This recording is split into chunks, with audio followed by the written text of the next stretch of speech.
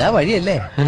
ആത്തെന്തായിരുന്നു പരിപാടി? അമ്പലത്തിലൊരു വഴിപാടിന്റെ കാര്യം പറഞ്ഞ. വഴിപാടായിരുന്നല്ലോ, നല്ല കാര്യമായിട്ടായിരുന്നല്ലോ. തോന്നിയസം പറയുന്നത്. തോന്നിയ ദിവസം കാണിച്ചിട്ട് ആ പാവം ജവാന്റെ ഫോട്ടോയില് മാലിട്ട് ചന്ദനത്തിൽ എത്തിക്കണോ അല്ലേ?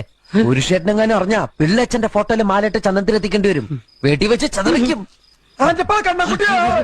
നാട്ടുകാരെ വിളിച്ചു കൂട്ടിട്ട് മോൻ എന്ത് കിട്ടും? എനിക്കൊന്നും കിട്ടില്ല, പിള്ളേച്ചന് കിട്ടും. നല്ല അസല് പുതുക്ക്. വലിയ നിലവിലുള്ള ആളല്ലേ, എല്ലാരും ഒന്ന് അറിയട്ടെ എന്ന്. നീ എന്റെ മാനം കളയരുത്. നിനക്ക് എന്ത് വേണേലും ഞാൻ തരാം. എന്ത് തരും?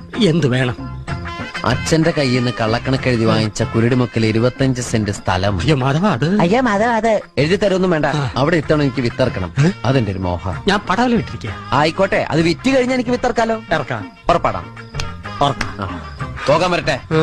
ഇതൊക്കെ മറക്കാതിരിക്കാൻ ഞാനൊന്നും കൂടെ തന്നാലോ? വേണ്ട, ആരും കാണൂല. വേണ്ടെന്നേ. എന്നാ ചാടിക്കോ മോനെ. ഇന്ന് നീ അവിടെ കക്കാൻ കയറരുത്. ഇന്ന് അവിടുന്ന് എന്തെങ്കിലും പോയാൽ നാളെ അത് എന്റെ തലയിലാവും. ഓ, എന്നാ മറ്റന്നാളാവാം. അതിന്റെ പിറ്റേന്ന് എന്റെ തലയിലാവും. സ്ഥിരാണല്ലേ?